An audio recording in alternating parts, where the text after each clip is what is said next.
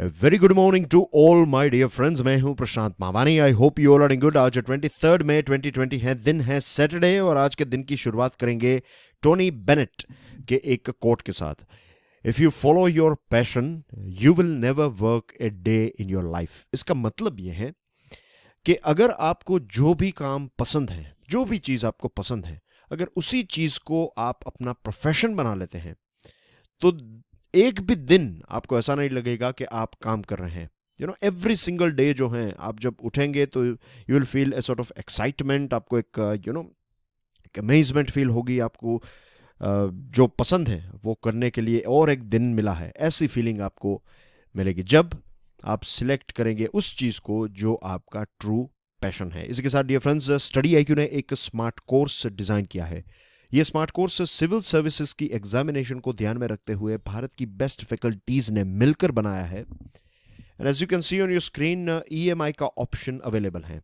31 मई तक आपको ये 4 इंस्टॉलमेंट में आप इस प्रोग्राम को खरीद सकते हैं। उसके बाद 1 जून से इंस्टॉलमेंट जो हैं, एज यू कैन सी, वो 3 हो जाएंगे, और हर एक इंस्टॉलमेंट की जो एक अमाउंट है वो इंक्रीज हो जाएगी। तो if you want to make the most out of it, इस चीज़ का अगर लाभ उठाना चाहते हैं तो 31 मई इसकी लास्ट डेट है। Don't wait for last date, get your subscription today itself. ज़्यादा जानकारी के लिए all you have to do is download our mobile application. आपके लिए एक प्रश्न है, name the outgoing chairman of the World Health Organization Executive board.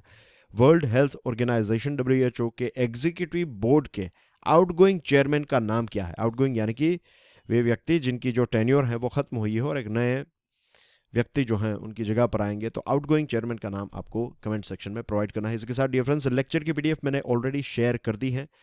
You can follow me on Facebook, you can get in touch with me on Facebook. Lecture को दूसरे students के साथ तो शेयर जरूर करें। वीडियो पसंद आता है then hit the like button. Don't forget to subscribe to our YouTube channel. आज जो सैटरडे है तो हमारे टेबल के ऊपर 4 इंपॉर्टेंट आर्टिकल्स हैं। 3 आर्टिकल्स स्टार्टिंग के 1 to 3 जो हैं ये द हिंदू न्यूज़पेपर में से हैं। टाइम आफ्टर टाइम, ये रिजर्व बैंक ऑफ इंडिया ने जो डिसीजन लिया है उसके साथ जुड़ा हुआ एक आर्टिकल है। Cold neighbourhood and lower the temperature diffuse the issue, ये दोनों जो हैं टॉपिक्स ये नेपाल इंडिया बॉर्डर को लेकर हैं। और ये 4th आर्टिकल जो है ये इंडियन एक्सप्रेस में से मैंने लिया है। इंडियन एक्सप्रेस में आज हमारे जो डॉक्टर हर्षवर्धन साहब हैं उन्होंने एक आर्टिकल लिखा है, माइलस्टोन ए न्यू बिगिनिंग। तो let's start our discussion with this one, time after time. Reserve Bank of India ने रेपो रेट को कम किया है by 40 basis points. 40 basis points को बिप्स भी कहते हैं, BPS इसको बिप्स कहते हैं, प्रोनाउंस करते हैं। तो 40 बेसिस पॉइंट से इसको कम किया है। भाई यहाँ पर देखिए, बहुत सारे स्टूडेंट्स को शायद खास करके जो नए स्टूडेंट्स हैं जिन्होंने अभी अभी तैयारी की शुरुआत की है, तो शायद आपको पता ना हो, तो लेट मी टेल यू कि बेसिस पॉइंट जो है उसका परसेंटेज के साथ अगर एक बेसिस पॉइंट जो है वो 0.01% है, तो अगर 100 बेसिस पॉइंट कम किया जाएगा तो इसका मतलब है 1%। 50 बेसिस पॉइंट यानी कि 0.5%। तो यहाँ पर कितना कम किया है, 40 बेसिस पॉइंट यानी कि 0.4% रिजर्व बैंक ऑफ इंडिया ने रेपो रेट को कम किया है। Let me quickly tell you कि रेपो रेट क्या होता है। रिजर्व बैंक ऑफ इंडिया और SBI का एग्जाम्पल लेंगे। एज यू नो कि रिजर्व बैंक ऑफ इंडिया जो है वो हमारे देश की सेंट्रल बैंक है, एपेक्स बैंक है।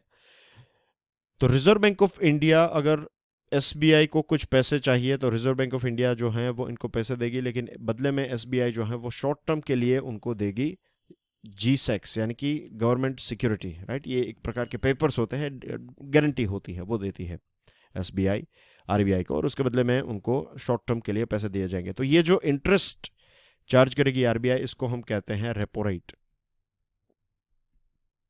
राइट। और अगर RBI को SBI से पैसे वापस चाहिए तो GSECs वापस देकर RBI SBI को बताएगी कि आप हमें पैसे, इतने पैसे वापस दे दीजिए।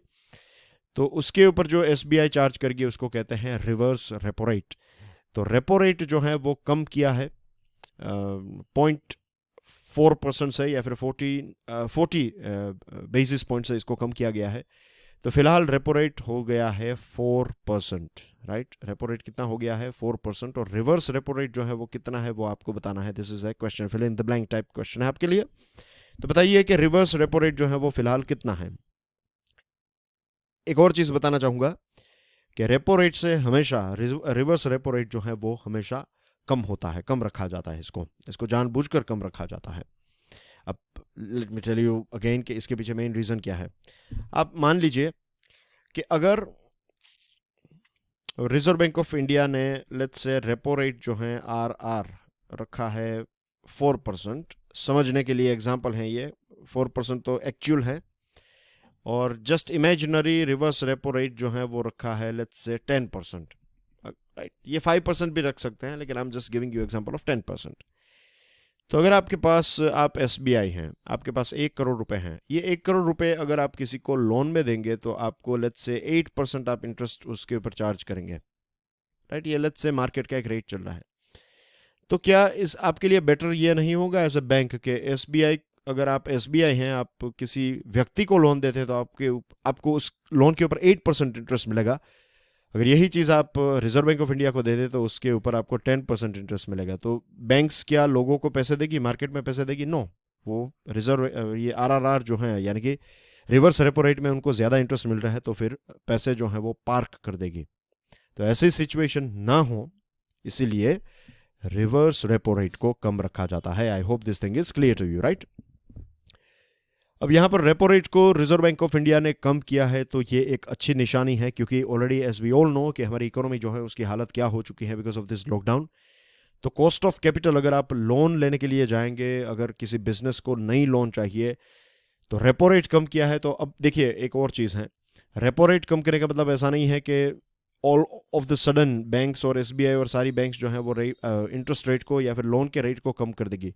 ट्रांसमिशन करना जो है वो बैंक्स के ऊपर है, वो कितना ट्रांसमिट करती है या फिर कितना ये जो इंटरेस्ट रेट है उसको कम करती है, कितने बिप्स कम करती है, that we have to wait and watch. लेकिन जब एसबीआई कोई डिसीजन लेती है तो दूसरी बैंक्स जो हैं वो भी फिर एसबीआई को फॉलो करती है। तो एसबीआई के मूव को हमें देखना होगा कि एसबीआई इसके ऊपर क्या करती है। तो न्यूज़पेपर्स में भी आप इस चीज़ को ऑब्जर्व कीजिएगा कि एसबीआई जो है, अगर एसबीआई इंटरेस्ट रेट कम करेगी तो फिर दूसरी बैंक्स भी इंटरेस्ट रेट को कम करेगी। तो this is just a thing for you to observe. थोड़ी बहुत चीज़ें आपको भी करनी होगी, तो मैं चाहता हूँ कि 1-2 दिन या फिर आने वाले 5-6 दिन जो हैं उसमें आप न्यूज़पेपर्स में देखिएगा, ज़रूर ढूंढने की कोशिश कीजिएगा कि एसबीआई ने कोई डिसीजन लिया है या नहीं लिया है।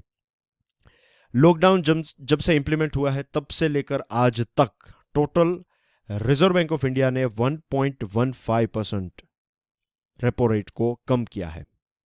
तो लोन्स जो हैं उसको चीप या फिर उसको और ज़्यादा रीजनेबल बनाने की कोशिश जो है वो रिजर्व बैंक ऑफ इंडिया ने काफ़ी अच्छी तरीके से की है, and that's a very good decision.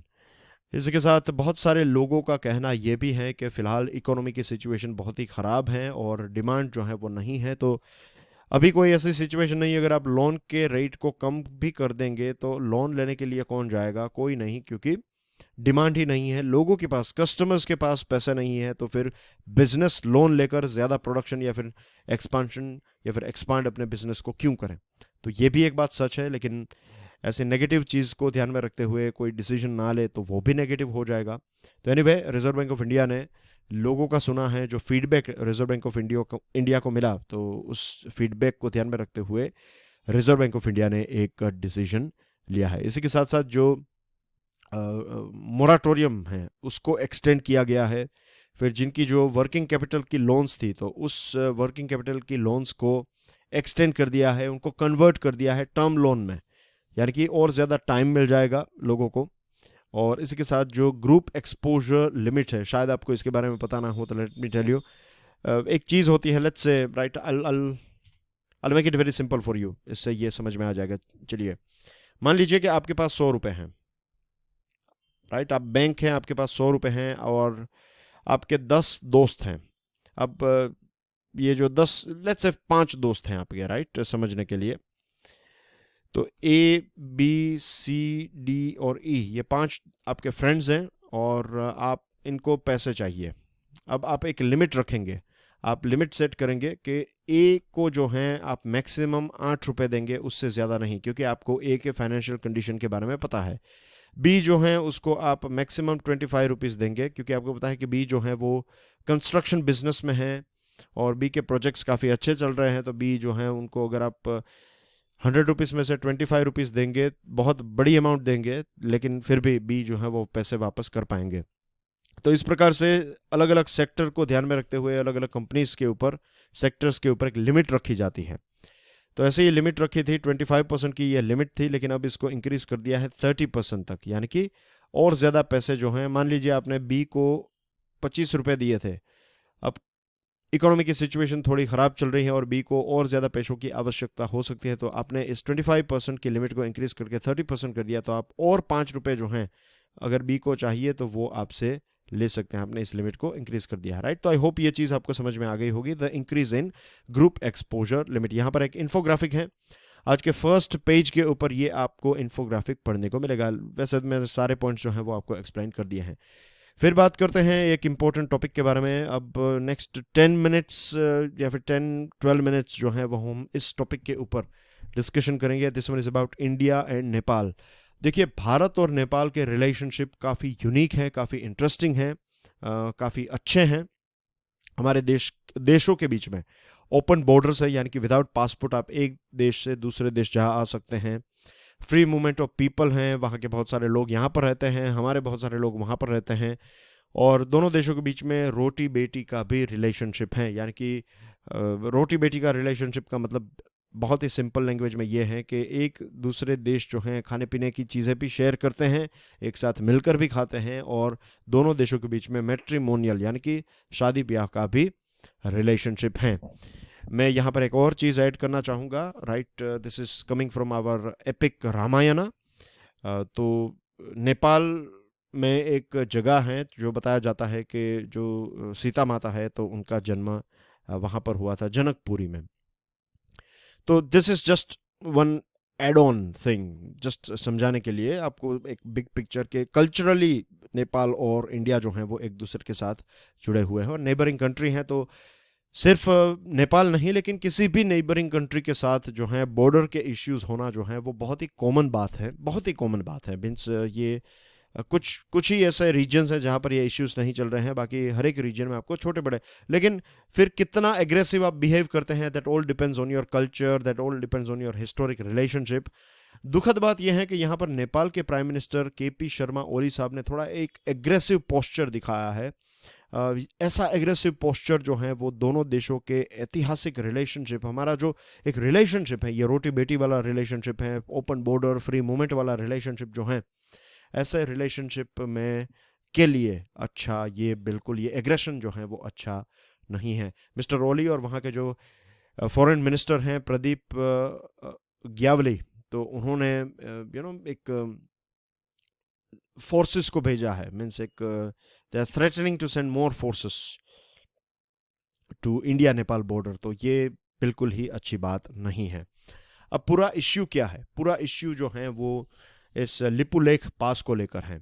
Lipulekh जो हैं ये हमेशा से एक लंबे टाइम से, अगर आप इतिहास में भी जाएंगे तो आप देखेंगे कि तिब्बत जाने का एक रास्ता रहा है लिपुलेख पास। और 1954 में भारत का एक एग्रीमेंट हुआ था चाइना के साथ, और उसके बाद 2015 में जो एग्रीमेंट हुआ उसमें भी लिपुलेख जो है उसका मेंशन है। अब आपकी स्क्रीन के ऊपर यहाँ पर आप देख सकते हैं, मैंने 2 इन्फोग्राफिक या फिर 2 मैप्स हैं आपकी स्क्रीन के ऊपर, राइट। यहाँ पर अटेंशन पे कीजिए, this is the place, right. ये काला पानी वाला रीजन है, दिस रीजन इज काला पानी। तो नेपाल ये बता रहा है कि ये काला पानी जो है वो उनका है, भारत का कहना ये है कि ये काला पानी जो है, ये रीजन जो है वो हमारा है। और आगे जब आप जाते हैं तब आपको लिपुलेख माउंटेन पास मिलता है। उत्तराखंड और नेपाल की जो बॉर्डर है वहाँ पर आपको ये लिपुलेख देखने को मिलता है। As you can see here, this is the place here. इस मैप में आपको ये दिखाई देगा यहाँ पर, राइट। लेक्चर की पीडीएफ को डाउनलोड करने के बाद आराम से आप इस मैप को स्टडी कीजिएगा, राइट। लिपुलेख थोड़ा यहाँ पर है, और बेगे पार्डन काला पानी जो है वो थोड़ा यहाँ पर है, और लिपुलेख पास जो है वो थोड़ा जब हम आगे जाते हैं तब आप हमें देखने को मिलता है। मैं आज बहुत सारे आपके साथ पॉइंट्स शेयर करने वाला हूँ। 1981 में चाइना ने कैलाश मानसरोवर पिलग्रिमेज, जो एक धार्मिक यात्रा है, तो इसका जो एक रास्ता था वो फिर से ओपन किया। 1980 एक लंबे टाइम से ये जगह जो है ये एक ट्रैकिंग रोड था, आप चलकर यहाँ पर जा सकते थे, लेकिन अब इसमें एक नया रोड भारत ने तैयार किया है, और जाने में और आने में 3 दिन आपके बचेंगे, 3 days ईच वे, जाने के 3 दिन और आने के 3 दिन, यानी कि टोटल 6 डेज आपके बच सकते हैं इस नए रोड से, क्योंकि यहाँ पर आप ट्रैवल टाइम जो है बहुत कम हो जाएगा. You can travel via car या फिर एक व्हीकल. अब नेपाली कैबिनेट ने एक नया पॉलिटिकल मैप इश्यू किया है, और इस मैप में उन्होंने लिपुलेख जो है वो अपने टेरिटरी में, यानी कि लिपुलेख उनका है ऐसा बता दिया है. और भारत ने बताया है कि अगर हम 1816 की सुगौली की ट्रीटी है, ट्रीटी ऑफ सुगौली, जो ईस्ट इंडिया कंपनी और नेपाल के बीच में हुई थी, तो उसको ध्यान में अगर हम रखें तो फिर ये जो डिसीजन है नेपाली कैबिनेट का, ये आर्टिफिशियल, यूनिलैटरल और अनएक्सेप्टेबल है. इसको कभी भी भारत जो है वो एक्सेप्ट नहीं करेगा. जैसे मैंने आपको बताया कि बॉर्डर इश्यूज जो हैं ये काफ़ी कॉमन चीज़ है किसी भी दो पड़ोसी देश के बीच में. और दुखद बात यह है कि 2014 में दोनों देश के नेता, उस टाइम पर सुशील कोइराला थे और हमारे प्राइम मिनिस्टर मोदी साहब ने दोनों देशों के जो सेक्रेटरी हैं, फॉरेन सेक्रेटरीज को एक असाइनमेंट दिया था कि दोनों मिलकर जो हैं इस इश्यू को सोल्व करेंगे. लेकिन आज तक दोनों देशों के फॉरेन सेक्रेटरीज ने वक्त नहीं निकाला, टाइम नहीं निकाला, कोई एक्सेप्टेबल डेट नहीं निकाली जिसमें वो मिलकर एक दूसरे के साथ बातचीत कर सके. एक तरफ चाइना के साथ भी हमारे बॉर्डर इश्यूज जो हैं वो काफ़ी न्यूज़ में रहे हैं. लद्दाख और सिक्किम के रीजन में 1-2 दिन पहले ही हम बात कर रहे थे, मैंने आई थिंक कल हम बात कर रहे थे, नॉट 1-2 दिन पहले, कल ही हमने बात की थी LAC के बारे में. दूसरा जो आर्टिकल है, lower the temperature diffuse the issue. This article is written by former ambassador of India to Nepal. हमारे एक राजदूत जो हैं नेपाल में, उन्होंने इस आर्टिकल को लिखा है.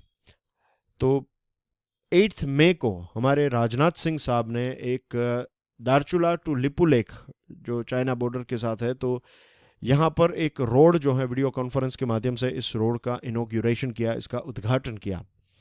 अब तब से ये जो टॉपिक है ये काफ़ी एक हॉट टॉपिक बन चुका है. जैसे मैंने आपको बताया कि ये एक ट्रैकिंग रूट था, अब इसको एक मेटल रोड में कन्वर्ट कर दिया गया है, जो ट्रेडर्स के लिए, जो धार्मिक यात्रा पर जाते हैं, तो इन लोगों के लिए एक आशीर्वाद समान है कि उनकी, मैंने बताया 6 डेज जो है वो कम हो जाएंगे टोटल आने जाने में. ये भी बताया गया है इस आर्टिकल में कि नेपाल के prime minister KP Sharma Oli जो हैं, उनकी सरकार जो है वो ओवरऑल फेल रही है. बहुत सारी चीज़ें जो उन्होंने प्रॉमिस की थी वो नहीं कर पाए. तो आज उन्होंने क्या किया है कि आज उन्होंने इसी चीज़ को, मीन्स ये जो टॉपिक है, इस टॉपिक को उन्होंने बड़ा कर दिया कि एक नया टॉपिक जो है इसके ऊपर आप फोकस कर दीजिए, ताकि आपकी जो खामियां हैं उसके ऊपर से लोगों का ध्यान जो है वो हट जाएगा. तो ये आर्टिकल में हमारे जो फॉर्मर एम्बेसडर टू नेपाल है, उन्होंने इस चीज़ के बारे में यहाँ पर मेंशन किया है. फिर नेपाल जो है, उन्होंने एक दूसरी जो एग्रेसिव चीज़ की वो ये थी कि एक चारुंग है जो कालापानी से बहुत ही नज़दीक है, तो यहाँ पर उन्होंने आर्म्ड पुलिस को डिप्लॉय किया है. अब भारत की जो इंडो टिबेटियन बॉर्डर पुलिस, जिसको हम ITBP कहते हैं, तो ITBP ऑलरेडी काला पानी में हैं, लेकिन हमने ITBP को काला पानी में भारत और नेपाल के लिए नहीं, लेकिन खास करके चाइना के लिए वहाँ पर रखा है हमने, राइट. ITBP जो है वहाँ पर इसलिए डिप्लॉय की गई है ताकि चाइना जो है उसके साथ हमारी जो बॉर्डर है उसको हम प्रोटेक्ट कर सकें. नेपाल से हमें ऐसा कोई खतरा आज तक नहीं था, लेकिन नेपाल का ये जो पोस्टर है ये काफ़ी एग्रेसिव है. सुगौली की ट्रीटी के बारे में बात करें तो ये ट्रीटी जो है वो 1816 में उस टाइम के नेपाल के राजा और ईस्ट इंडिया कंपनी के बीच में हुई थी. तो नेपाल जो है बेसिकली युद्ध हार चुका था. Let me tell you one more thing. 1816 के टाइम पर सतलज रिवर जो है हमारी, राइट, तो सतलज वेस्टर्न बाउंड्री और ईस्टर्न बाउंड्री जो है वो तीस्ता. नेपाल का क्षेत्रफल इतना बड़ा था, यहाँ पर है सतलज और यहाँ पर है तीस्ता, तो इतना बड़ा था नेपाल. लेकिन एक एंग्लो इंडियन वॉर हुआ, इस युद्ध में नेपाल जो है वो हार गया. तो आज जो नेपाल जितना है उतना नेपाल ही रह गया. और ये सुगौली की ट्रीटी में क्लियरली ये दिया गया है. मैं यहाँ पर आपकी स्क्रीन के ऊपर पूरी एक कोटेड उसका है स्टेटमेंट, लेकिन मैं पढ़ नहीं रहा हूँ. आज का उसका एक जिस्ट आपको बता दूँ कि बेसिकली उसमें यह है कि नेपाल के जो राजा हैं वो ये मानते हैं कि फिर फ्यूचर में भी उनकी संतानें हैं या फिर उनका जो वंश हैं या फिर फ्यूचर में कोई भी पार्टी जो है वो ये जो ट्रीटी साइन हो गई उसके बाद कोई भी एक्स्ट्रा क्लेम्स जो है वो नहीं करेंगे. और इस चीज़ के ऊपर दस्तखत हुए थे. और भारत जो है उसमें ब्रिटिश हुकूमत थी, तो इस हुकूमत ने जो भी अलग अलग देशों के साथ ये ट्रीटीज की थी, वही सारी ट्रीटीज जो हैं वो हमें एक विरासत में मिली और उसी सारी ट्रीटीज को हम फॉलो करते हुए आए हैं। तो ये प्रेजेंट कंट्रोवर्सी जो है वो इसलिए हुई क्योंकि नेपाल ने ये जो काली रिवर है उसको और ज़्यादा वेस्टर्न साइड कर दिया। जब मैं वेस्टर्न साइड बोल रहा हूँ तो आपको थोड़ी अपनी इमेजिनेशन का उपयोग करना पड़ेगा, right. Let's say this is Nepal here, तो ये हो गया नेपाल का वेस्ट, ये हो गया नेपाल का ईस्ट। तो लेट्स से काली रिवर जो है वो यहाँ पर है, तो नेपाल बता रहा है कि काली रिवर जो है वो यहाँ पर है। तो समझने के लिए आपको बता रहा हूँ, इतना बड़ा भी उन्होंने एक्सटेंड नहीं किया है। बट द थिंग इज कि the present controversy has arisen since the Nepalese contest that the tributary that joins Mahakali River at Kalapani is not the Kali River. Nepal now contends that the Kali River lies further west to Lipu Lake Pass. Nepal का कहना यह है कि जो काली river है वो थोड़ी और ज़्यादा वेस्टर्न साइड में, लिपू लेक से थोड़ा और ज़्यादा वेस्टर्न साइड में है, यहाँ पर है। तो ये पूरा एरिया जो है वो किसका हो जाएगा, नेपाल का। अगर नेपाल की बॉर्डर ये है और नेपाल बोल रहा है कि जो रिवर है वो यहाँ पर है, ये वाली रिवर जो है वो काली रिवर है, तो फिर ये पूरा एरिया जो है वो ऑटोमेटिकली उनका हो जाएगा। तो ये क्लेम से प्रॉब्लम है, this is the main problem. फिर 1870s में लिपू लेक जो है वो काला पानी, लिपू लेक टू काला पानी का पूरा जो पार्ट है वो ब्रिटिश इंडिया का पार्ट बन गया। राणा रूरल्स ऑफ नेपाल और नेपालीज किंग ने भी इस बाउंड्री को एक्सेप्ट किया था। और 1981 में Nepal India technical level joint boundary working group जो है उसकी स्थापना हुई और 2007 तक उन्होंने 98% जितनी जो बाउंड्री है उसको सोल्व कर दिया। काला पानी और सुस्ता, ये दो ही चीज़ें जो हैं वो डिस्प्यूट में रही थी। लेकिन दोनों देश जो हैं, जैसे मैंने आपको बताया, बहुत ही यूनिक रिलेशनशिप है, हमारी टाइज जो हैं वो काफ़ी यूनिक हैं। तो दोनों देश मिलकर इस पूरे प्रॉब्लम को ईजिली सॉल्व कर सकते हैं, इसमें इतना ज़्यादा एग्रेशन दिखाने की कोई भी आवश्यकता ही नहीं है। और भारत के लोग जो हैं वो नेपाल के लोगों का जो सेल्फ रिस्पेक्ट है, उनका जो गौरव है, उसकी हम रिस्पेक्ट करते हैं, उसकी हम कदर करते हैं। और जवाहरलाल नेहरू साहब ने भी डिस्कवरी ऑफ इंडिया में ये लिखा है कि शायद नेपाल ही अकेला एक ऐसा देश है जो साउथ एशिया में वो, दक्षिण एशिया में वो इंडिपेंडेंट रहा, वो कभी भी किसी देश का या फिर किसी हुकूमत का गुलाम जो है वो नहीं रहा है। नेपाल हमारा बहुत अच्छा दोस्त भी है, हमारी बहुत बार उन्होंने मदद की है, हमने उनकी मदद की है, तो ये चलता आया है, राइट।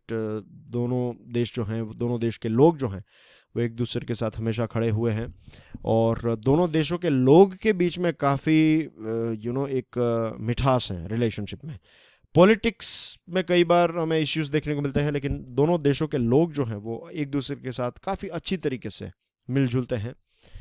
1948-49 में भी जनरल शारदा शमशेर जंग बहादुर राणा की एक जो बटालियन थी या फिर उनके जो ट्रूप्स थे वो यहाँ पर डिप्लॉय किए गए थे। और उस टाइम पर ये जो हैदराबाद वाला इश्यू था, जम्मू एंड कश्मीर वाला इश्यू था तो उसमें भी उन्होंने हमारी मदद की थी। जनरल मनोज मुकुंद नरवाणे साहब का एक स्टेटमेंट आया है कि नेपाल जो है वो किसी और के कहने पर फ़िलहाल ये चीज़ें कर रहा है, जो बिल्कुल ही अच्छी बात नहीं है। ये मैटर को हम एक क्वाइट डिप्लोमेसी से, यानी कि पर्दे के पीछे किसी को पता भी ना चले, दो देश मिलकर, इतने अच्छे मित्र जो हैं वो मिलकर डिस्कशन कर सकते हैं। इसको हमें बड़ा बनाने की कोई भी आवश्यकता नहीं है। ए माइलस्टोन, ए न्यू बिगिनिंग, ये आर्टिकल लिखा है हमारे डॉक्टर हर्षवर्धन साहब ने, और इस आर्टिकल में उन्होंने प्रधानमंत्री जन आरोग्य योजना PMJAY, PMJ में यहाँ पर इसको कहूँगा, तो PMJ जो है इस स्कीम के बारे में बताया है। ये स्कीम न्यूज़ में इसलिए है क्योंकि अभी एक पूजा थापा नाम के एक महिला हैं, हाउसवाइफ हैं, उनके 2 बच्चे हैं, एक हस्बैंड आर्मी में काम करते हैं, और बेसिकली वो शिलोंग हॉस्पिटल में उनको भर्ती किया गया था, कोई ट्रीटमेंट थी उनकी। तो ये बन गए हैं एक मीन्स उनके पूजा थापा को जो बेनिफिट मिला, she became 1 crore beneficiary of this PMJ। तो उनको प्राइम मिनिस्टर ने मीन्स उनके साथ इंटरेक्ट किया, और पूजा जी बताते हैं कि उनको काफ़ी सारी अच्छी फैसिलिटीज़ मिली, फ्री मेडिसिन एक्सेट्रा। तो PMJ जो है ये एक बहुत बड़ा स्टेप है हमारे देश में हेल्थ के लिए, और जो आउट ऑफ पॉकेट एक्सपेंस है खास करके गरीबों के लिए, ये काफ़ी इसने कम किया है। और 23 सितंबर 2018 को इसको लॉन्च किया गया था। आज तक 13,412 करोड़ रुपीस इसके पीछे भारत ने खर्च किए हैं, और इससे पता चलता है कि 1 करोड़ लोगों को इसका बेनिफिट मिला, इतने पैसे हमने खर्च किए। इसका मतलब ये है कि इस पर्टिकुलर स्कीम की एक लंबे टाइम से हमारे देश में आवश्यकता थी। तो वे सारे doctors, nurses, health workers, paramedical staff और दूसरे जो लोग हैं जो इसके साथ जुड़े हुए हैं, तो उनको भारत का सलाम। राइट, एक दुनिया का सबसे बड़ा हेल्थ केयर प्रोग्राम वो चला रहे हैं, और बहुत सारी नई हॉस्पिटल्स जो हैं उसको भी इसमें ऐड किया है, बहुत सारी ट्रीटमेंट्स जो हैं इसमें धीरे धीरे ऐड की गई हैं। बेसिकली इस स्कीम में ये है कि एक परिवार को, एक गरीब परिवार जो हैं, बिलो पॉवर्टी लाइन परिवार जो हैं, उसको, उस परिवार को 1 साल के लिए 5 लाख रुपए का एक इंश्योरेंस कवर मिलता है, ताकि सेकेंडरी या फिर टर्शियरी केयर हॉस्पिटल में अगर वो जाते हैं तो उनको उसका बेनिफिट मिले। पोर्टेबिलिटी इसकी सबसे बड़ी खासियत है।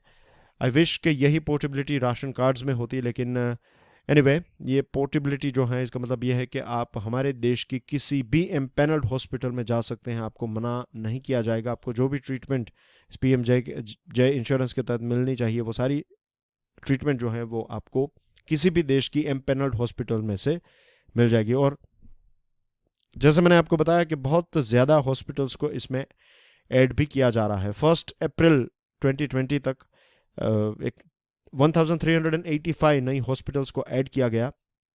प्राइवेट हॉस्पिटल्स जो हैं हमारे देश की, उसके नियरली 58% इसमें एडेड हैं, और टोटल 21,565 जितनी हॉस्पिटल्स जो हैं वो एम्पैनल्ड की चुकी हैं। और ज़्यादा इसको स्ट्रॉन्ग बनाया जा रहा है। आरोग्य सेतु ऐप जो हैं उसको भी प्रमोट किया जा रहा है, और टेली कंसल्टेशन 15,000 जितने टेली कंसल्टेशन जो हैं वो डॉक्टर्स के साथ हुए हैं। अगर आप इसका बेनिफिट उठाते हैं तो आपको एक कॉल आएगा, आपसे पूछा जाएगा क्या थी फैसिलिटीज़, ये सारी चीज़ें, तो एक फीडबैक लिया जाता है।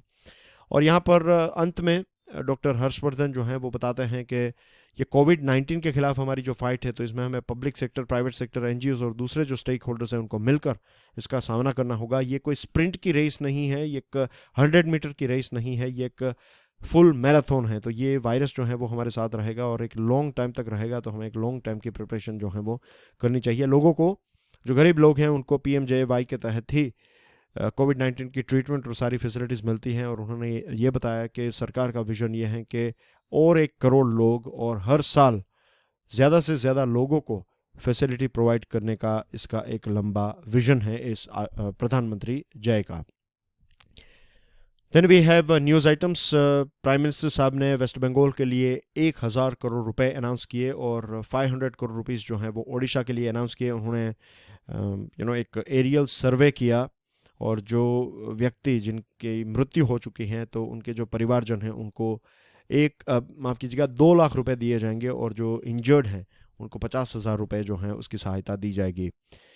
लोकस्ट का जो कहर है, तो इस कहर को ध्यान में रखते हुए भारत ने पाकिस्तान की मदद के लिए, भारत ने बताया है कि अगर उनको मदद चाहिए तो भारत उनके लिए खड़ा है। दुखद बात है कि कराची में एक प्लेन क्रैश हुआ और इस प्लेन क्रैश में 98 लोगों की मृत्यु हो चुकी है। आई थिंक 98 लोगों की, 106 लोग थे इसमें और 98 की मृत्यु हुई है, ऐसा कुछ है। Right, the plane Pak plane with 98 on board crashes near Karachi. Sorry, इसमें 98 लोग थे और ये कराची में क्रैश। आई थिंक 2 लोग इसमें थे जो बच गए हैं, बाकी कुछ सिविली इंजर्ड हैं। एंड आई थिंक 60 से भी ज़्यादा लोगों की यहाँ पर मृत्यु हो चुकी है। Maharashtra pushes India tally to record 6510 नए 2940 केसेस महाराष्ट्र में देखने को मिले। और चाइना ने एक मदद मांगी है, मीन्स एक प्रकार से आप कह सकते हैं कि एक लेजिस्लेशन। चाइना जो है वो हांगकांग के ऊपर और ज़्यादा फोर्स डालना चाहता है, तो इसको लेकर उन्होंने एक ऑफिशियल डॉक्यूमेंट रिलीज़ किया है और बताया है कि चाइना जो वहाँ पर कर रहा है तो इसमें किसी भी देश को दखल अंदाजी देने की आवश्यकता नहीं है। And that's everything in today's discussion. Thank you very much for watching this video dear friends. God bless you all. And one more thing, कल संडे है तो अब हमारी मुलाकात होगी डायरेक्टली मंडे को। Till then enjoy your studies. God bless you all. Jai Hind.